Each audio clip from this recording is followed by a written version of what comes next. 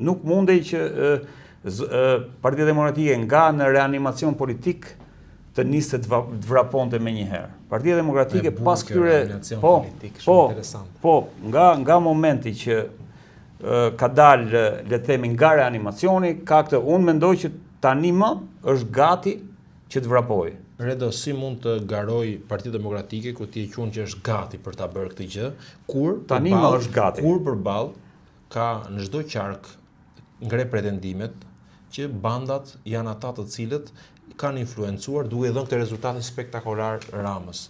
Si mundet Partia Demokratike kur është disfatiste në retorikën e saj që të krijojë një narracion fituesi? Nuk është hera e parë që thash unë prandaj jo më kot Berisha solli 2001-shin në vëmendje. Në atë kohë ka qenë e njëjta gjë. Ka qenë bandat, domethënë kanë qenë warlords, kanë qenë që kishin në mënyrë kapilare kishin pushtuar territoret e Shqipërisë dhe ti di çfarë ndodhi në 2005. Pra Berisha e ka një le të themi një plan, eksperiencë se si do ta realizojë këtë gjë. Pra, në mënyrën se si e shoh unë thash, Berisha ka qenë i detyruar të ndërmarrë ato hapa që ndërmori i detyruar, jo për shkak se ka qenë vullneti i tij. Pra, mbyllja e listave ka qenë detyrim. Ajo votimi i emigrantëve ka qenë pjesë e detyrimit për shkak se ka qenë ato pozita që ka qenë, mos harro. Kur janë bërë këto negociata, në atë kohë Berisha ishte akoma në katin e 8.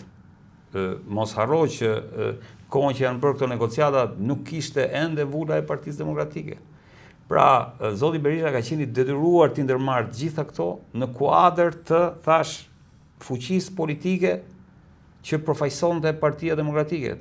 Ka qenë gati e asgjësuar. A do t'ja dalë ta ringrejë tani? Shikojmë. A do t'ja dalë që të krijojë a do të largohet Berisha dhe të sjellë dikë tjetër për të krijuar një fuzion më për shkak të? Kjo është në dorën e tij, po vetëm në dorën e tij.